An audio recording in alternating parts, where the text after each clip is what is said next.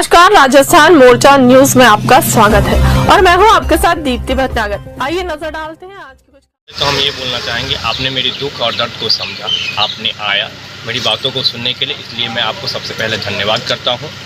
दूसरी सबसे बड़ी जो हम बात करना चाहते हैं, और ये बहुत ही दोहरी नीति हो जाती है, दोहरी तरीक़ा से एक नीति है। नीति क्या है कि एक ही जगह हम लोग काम करते हैं, एक ही संस्थान में हम लोग काम करते हैं। एक होते हैं एनएचएम कर्मी हैं, जो हम लोग खुद एनएचएम कर्मी हैं, और एक स्थापना होते हैं, एक परमानेंट होते हैं, और एक या तो फिर उसको रेगुलर कहा जाए।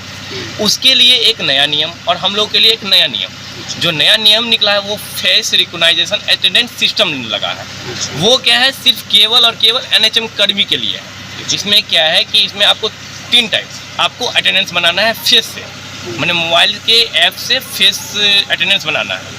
वही ठीक है, फेस अटेंडेंस हम बनाएंगे, उसमें हम सक्षम हैं, कहीं से हम लोग उसमें कटौती नहीं करेंगे। जो आपका फरमान है वो फरमान हम निभाएंगे, लेकिन वही फरमान आप सारे लोगों पे निभाइए। क्यों आप रेगुलर वाले पे क्यों आप नहीं लगा रहे हैं?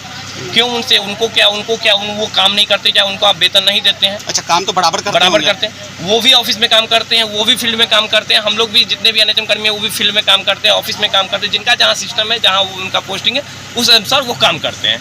तो इस तरह की जो दोहरी नीति है, इस नीति को पहले सरकार इस पे अमल करे, और ये अमल करके ये करे कि नियम लगाए तो सारे लोगों पे लगाए, मैंने दोनों कर्मी पे लगाए। अच्छा, एक चीज और है जो मुझे जानकारी मिली है कि जो फेस अटेंडेंस है और लोकेशन पर आके बनाना है, और आप लोग तो फील्ड में काम करते हैं। नहीं, बाकी लोग जो भी लोग हैं जिनका पोस्टिंग जहाँ है, मान लेते कोई भी एनएमआर है, काउंसलर है, सीएचओ है, आरबीएस के डॉक्टर है, आरबीएस के एएनएम है, तो सबका पोस्टिंग पैलेस है।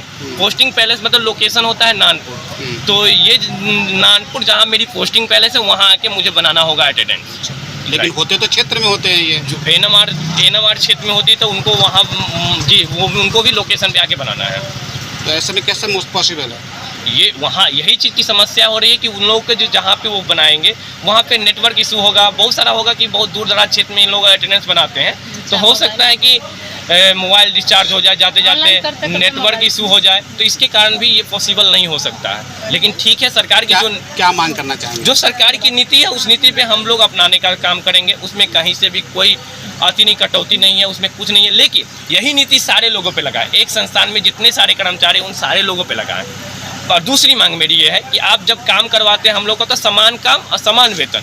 वेतन में भी बहुत सारी कटौती बातें होती है कि हम लोग को 12 से 15,000 20,000 पे हम लोग को रखते हैं। वही हम लोग के जो होते हैं 100 के पोस्ट, उनका 32,000 35,000 40,000 50,000 इस तरह की सैलरी है। अच्छा जी, इसको भी आप काम एक ही है, लेकिन सैलरी दो है। सैलरी अलग अलग होती है।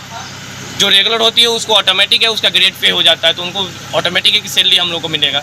तो यही हम कहेंगे कि महंगाई को देखते हुए, जो महंगाई का जो बढ़ती महंगाई को देखते हुए हम लोग को भी समान काम समान वेतन देना चाहिए सरकार को। इस पर अमल करना चाहिए सरकार को। फील्ड के स्टाफ हैं, हम लोग का आने का जाने का कोई गाड़ी का सुविधा नहीं रहता है। रोड इतना जर्जर है कि कोई गाड़ी नहीं मिलती है। 8 किलोमीटर 10 किलोमीटर हम लोग को पैदल तय करके वहाँ जाना पड़ता है, और जाने के बाद जहाँ हमारा सेंटर रहता है, जहाँ टीकाकरण करना रहता है, वहाँ पे बैठने की कोई सुविधा नहीं रहती है। न वहाँ हम लोग को पानी रहता है, न अगर फ़ोन है तो डिस्चार्ज हो जाएगा तो उसको चार्ज करने की कोई सुविधा नहीं रहती है। पानी, वॉशरूम, कोई चीज़ नहीं है वहाँ, कोई सुविधा ही नहीं है। किसी से उधार कुर्सी मांग के थोड़ा देर के लिए हम लोग वहाँ बैठते हैं कि थोड़ा दीजिए, हम काम करके चले जाएंगे, महीने में 1 दिन आते हैं, ऐसे रिक्वेस्ट करके हम लोग वहाँ जाके काम करके आते हैं। उस स्थिति में वहाँ इंटीरियर एरिया रहता है जहाँ नेट नहीं रहता है, उस जगह पे हम कैसे अटेंडेंस बनाएंगे? अटेंडेंस बनाने के में कोई प्रॉब्लम नहीं, हम लोग बना सकते हैं। जब काम करते हैं तो क्यों नहीं बनाएंगे? बना सकते हैं, लेकिन ऐसा जगह हमारा ड्यूटी है, वहाँ हमको कोई सुविधा नहीं है, और सुविधा नहीं है तो हम उसको कैसे आज लागू कर ले, कल हम उसको नहीं पालन कर पाएंगे, मेरा फ़ोन बंद हो जाएगा, नेट नहीं रहेगा, उस स्थिति में तो हमको अनुपस्थित माना जाएगा। तो इसलिए कह रहे हैं हम लोग को, या तो हम लोग को सुविधा दिया जाए, किसी एक जगह पे टीकाकरण करें जहाँ सारी सुविधा हो, किसी एक जगह पे काम करें जहाँ सारी सुविधा हो, तो अटेंडेंस बनाएंगे। कोई सुविधा है ही नहीं, फिर हम लोग अटेंडेंस कैसे 3 बार बनाएंगे? और हमारा लोकेशन ड्यूटी का, पोस्टिंग कहीं और है, क्षेत्र में ड्यूटी कहीं और करते हैं, तो फिर हम अपने पोस्टिंग वाले जगह पे आके 3 बार कैसे अटेंडेंस बना के फिर क्षेत्र में जाएंगे? जी, ये बड़ा आपका ये अहम मुद्दा है ये कि हम क्षेत्र में जब काम कर रहे हैं तो फिर हम बार बार कहाँ से आएंगे 3 बार कैसे आएंगे अपने पोस्टिंग वाले जगह पे। फिर वहाँ आके लोकेशन फेस विथ लोकेशन हमको देना है अटेंडेंस, फेस के साथ लोकेशन, विदाउट लोकेशन फिर नहीं हो पाए, तो लोकेशन भी देना है और फेस भी। तो हम वहाँ से 8 किलो 10 किलोमीटर की दूरी पे है, तो उतना दूरी तय करके हम आके 3 बार अटेंडेंस बनाएंगे या हम काम करेंगे।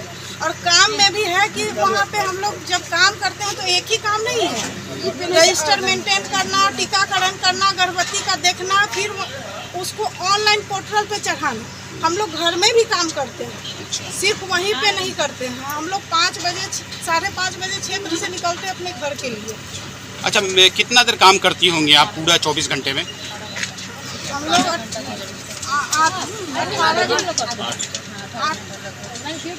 ड्यूटी तो 8 घंटा है।